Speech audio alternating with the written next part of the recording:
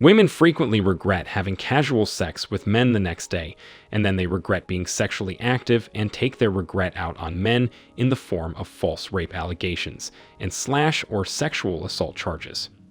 What I wanted to know is why two women regret casual sex in the first place, and more importantly, why they took it out on men. In the description below, I've included a link to an article called "The Real Reason Women Might Regret Casual Sex," and here's a quote from it. The research team discovered that college-age women are more likely to regret a one-time sexual encounter, whereas men are more likely to regret not taking a sexual opportunity.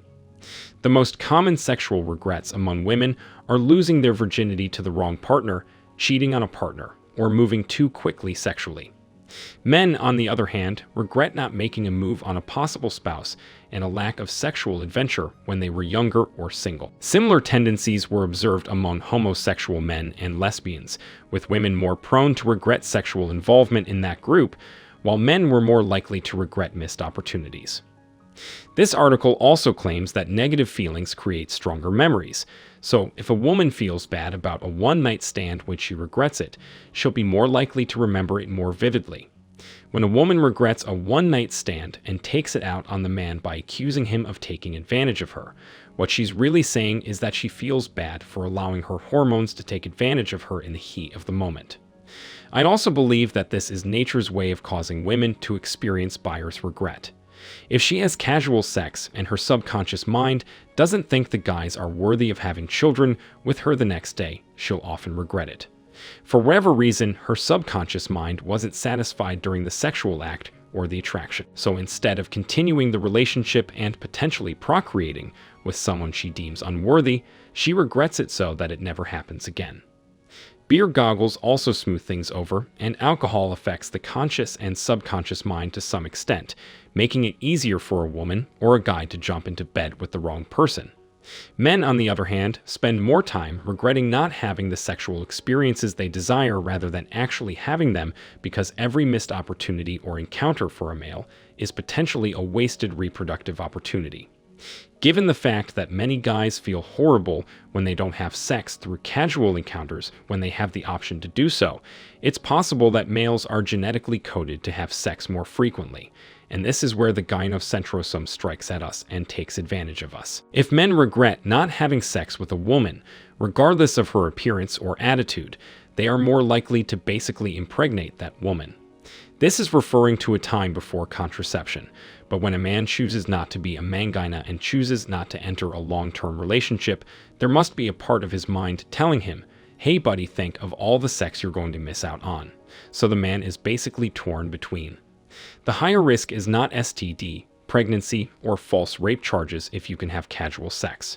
Falling in love and turning yourself into a slave because of all the possible sex you're losing out on by not taking a chance to have that cow sex in the first place, sex on a regular basis, or simply the promise of it, is the biggest slave driver in the history of humanity for males. It's not fair, but it's part of our biology, and we have to deal with it when a man says, "No, I'm not gonna have casual sex with an incompatible woman that I barely know." He's usually saving himself a lot of heartache down the line, but he's also simultaneously creating a negative memory because he'll more than likely regret not sleeping with her in the morning and many years down the road as well.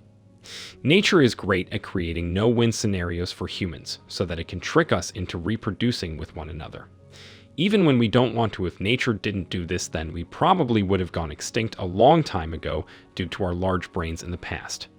Before contraceptives and abortion, if a woman had gone out and gotten herself pregnant, she basically had no way to deal with the consequences. Even if she regretted sleeping with the man, the baby would eventually come out of her, and there was basically nothing that she could do about it. But like I said earlier, if she stops her behavior after just one sexual encounter before realizing the guy that she slept with is the wrong one for her, then there's a much smaller chance of her making that mistake further down the road, because of sex, after all, is a numbers game. More sex meant more potential offspring before humans even knew what monthly cycles did or how they worked, so for women their regret comes from an evolutionary issue and not necessarily a cultural one is perceived by others. as it comes second to investing or entrusting her body and sexuality to the wrong man, perhaps, or women that have the poor judgment of men and poor understanding of their female nature. But the big question we need to ask ourselves is why some women feel the urge to take out their regret in the form of destroying a man's life by filing a false allegation and getting him kicked out of school, as well as possibly getting him a criminal record. Why do they file such false accusations? Westover eventually admitted to fabricating the story because she didn't want to get in trouble for missing work. What these cases have in common is that the person who made the false report or allegation didn't think twice about the consequences of their accusations. This is a recurring theme in false claims with many serious crimes including carjackings, robberies, school shootings, and even sexual assassinations. Because of social pressure and potential embarrassment, most women feel compelled to press on with false allegations after casual sex, even if they want to stop. What I find insanely amusing is that they frequently use false sexual crimes as an excuse for being late for work or school. The moral of the story is that if you're going to have a one-time sexual encounter with a woman, make sure they get to work on time or they might regret sleeping with you.